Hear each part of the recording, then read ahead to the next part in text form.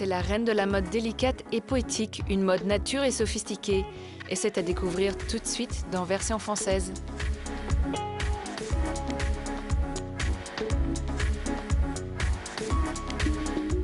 Ces vêtements sont dans les garde-robes des Parisiennes depuis plus de 20 ans. Peut-être avec un sac... Une histoire d'amour entre Vanessa Bruno, créatrice de mode, et les femmes de son temps qu'elle habille si bien. Avec une boots noire et une boots or. Dans son showroom parisien, à quelques jours de la présentation de sa nouvelle collection, Non, mais parce que je trouve joli de voir la boucle aussi. C'est l'effervescence. Et Vanessa a l'œil partout. Bien remonter. Vas-y. Ok.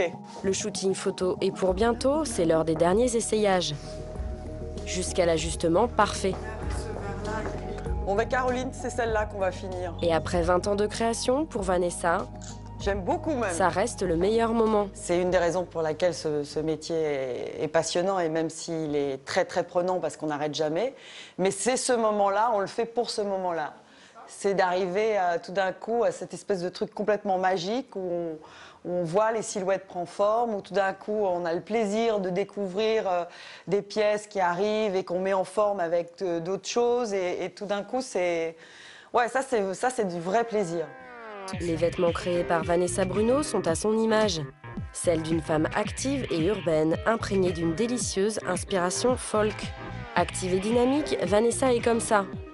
Et du showroom au studio photo, ça va vite. Allez, c'est parti! Pour ce shooting, comme toujours, c'est bien entouré de sa team chérie que Vanessa aime travailler. Avec le sourire et dans la bonne humeur, Vanessa manage son équipe d'une main de maître. Super, Martin.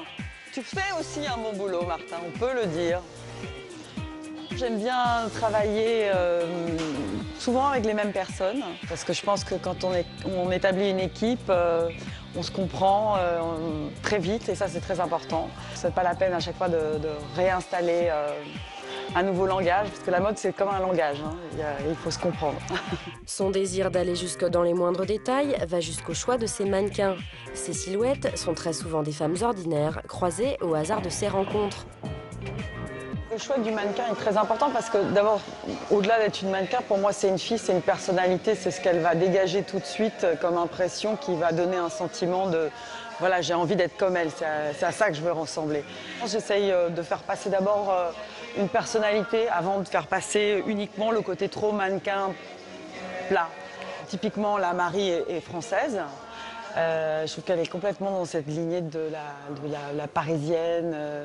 Un peu cool. En plus, c'est quelqu'un avec qui j'ai travaillé déjà et je sais qu'elle incarne très bien ce que je souhaite par rapport à la marque. Et on peut dire que Vanessa, elle sait ce qu'elle veut. Non. Non. Oui. Très jolie. Waouh. Les décisions vont vite, mais le maître mot, ça reste concentré. Ah oui, on est très concentré, mais on a le sourire en même temps, ouais. Le sourire reste et il y a de quoi. La présentation est dans quelques jours. Pour toute l'équipe, c'est un grand moment. Vanessa Bruno, c'est une marque et un style. 20 ans de création avec toujours la même vision. Celle d'une femme bien dans son époque qui reste attachée à l'héritage de ses idoles des 60s. De sa première boutique Rive Gauche aux 300 points de vente partout dans le monde, Vanessa a fait du chemin. Ligne de vêtements, chaussures, sacs et accessoires, elle offre aux femmes de quoi se parer de la tête aux pieds. Fidèle à elle-même et au style cosy de la marque, la présentation presse de Vanessa se fait dans l'intimité de l'une de ses boutiques, mais pas n'importe laquelle. C'est surtout le lieu. Le lieu est vraiment superbe, c'est une très belle boutique. Elle est vraiment centrée parfaitement par rapport à la Fashion Week puisqu'elle est rue de Castiglione. Donc ça a été une des raisons. Puisqu'avant je faisais des défilés, effectivement les défilés impliquaient beaucoup plus de place, un lieu beaucoup plus grand. Et là finalement c'était parfait, c'était la bonne taille au bon endroit. Pourtant, le lendemain, dans la boutique de la place, il n'y en a plus beaucoup. La presse a répondu présente à l'invitation de Vanessa. Tous sont venus voir ses nouvelles créations. La journée s'est très bien passée, je suis ravie. On reçoit des gens qu'on n'a pas vus depuis longtemps, la presse, c'est un moment convivial et c'est un moment aussi où on échange sur le travail qui a été fait. Un travail qui ne s'arrête vraiment jamais. Demain, c'est repos que le matin et on reprend l'après-midi. Et ça, c'est tant mieux pour nous.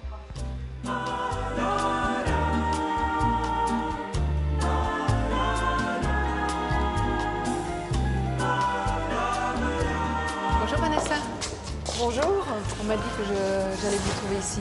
Vous êtes très zen en pleine Fashion Week.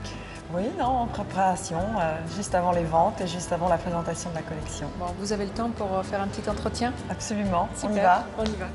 Merci beaucoup d'avoir accepté d'être dans notre émission parce que je sais que vous vous faites plutôt rare dans les médias.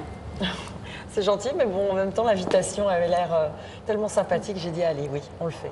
C'est quoi votre regard en tant que professionnel, en tant que styliste, sur les collections à répétition, les designers qui subissent une pression pas possible? On doit, quand on a la chance, comme moi, d'être indépendante, d'être une maison indépendante, au moins être honnête en disant mais je fais ce métier pourquoi? Et pour qui d'abord? Et moi, je le fais avant tout pour mes clientes. Vous êtes tombée dedans quand vous étiez petite. Oui. Vanessa, votre papa avait des marques de mode, Emmanuel Kahn ou autres. Oui.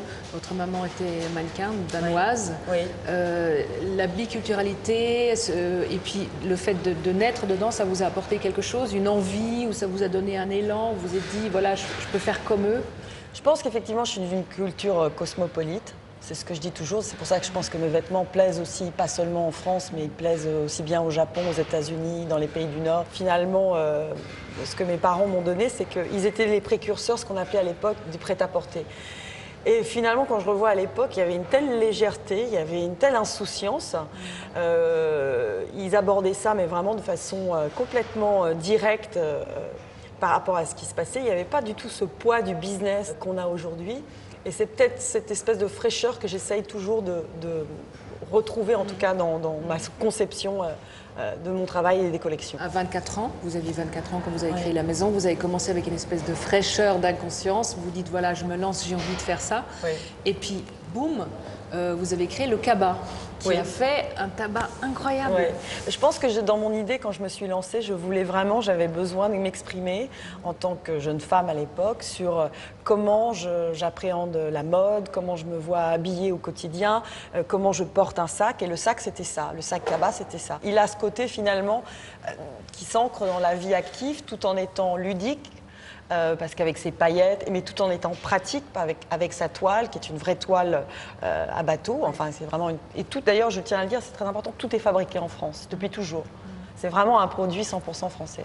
On se sent bien dans vos vêtements, on est à l'aise. J'espère. Ce sont des basiques intemporels. C'est vrai qu'on peut porter des collections d'il y a longtemps, toujours maintenant. Oui. Mais quand même, chaque année, il faut que vous vous renouvelez et vous apportez autre chose. C'est très important, ça. Oui, mais c'est Je pense que c'est, encore une fois, c'est pour moi, le bon style, c'est savoir définir son allure.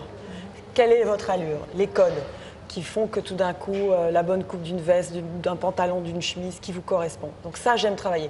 La première fois que j'ai fait une interview, on m'a dit « Ah oui, vous aimez faire des basiques ». J'ai dit « Si faire des basiques comme un trench, comme Burberry ou comme d'autres maisons qui ont créé des basiques, je serais très contente parce que pour moi, les beaux basiques, ce sont des choses qui sont indémodables et qui traversent le temps. Mais je pense que notre métier exige un peu plus. Il y a une part de séduction, une part de féminité qui est très importante et donc pour ça, il faut faire rêver la femme. Et il faut la faire rêver chaque saison, tout en étant complètement dans son ADN. un rêve, Vanessa. Bah, écoutez, ouais, j'ai beaucoup de chance, vous savez, de pouvoir me faire plaisir. Je pense aussi donner ce plaisir aux femmes qui s'habillent chez moi. Absolument. Merci beaucoup. Merci.